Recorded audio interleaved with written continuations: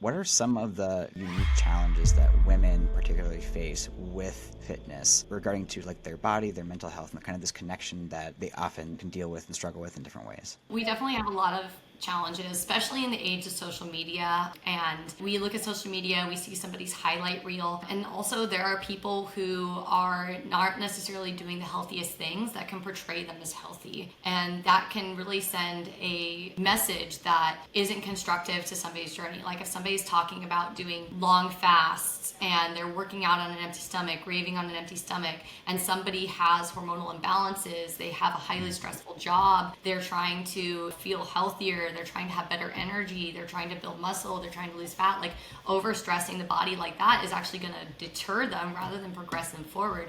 And as women, we are more sensitive to physiological stressors like raving, mental stress, like long work days or a really stressful job, going on like really long fasts and not fueling our body properly. Like we're more sensitive because if we elevate our cortisol too much, that can also decrease progesterone, that can throw us off balance, and that in turn can impact our energy levels, our mental health, our physical health, and all of that. So it's like raving can be a great healing experience, but taken too far, it really can hold us back, especially when you start to consume things like alcohol, like substances.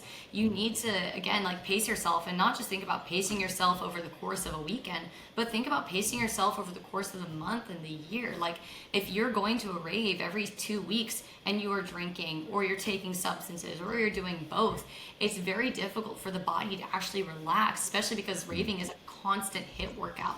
So there's like this thing on social media where it's like raving is great cardio.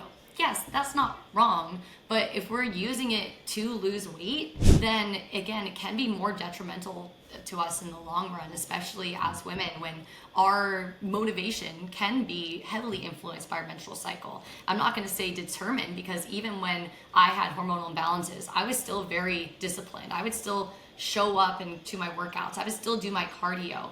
I was still tracking my macros, even though I felt like total shit. Those were things that I just was like, these are the things that I need to do to get to where I want to go.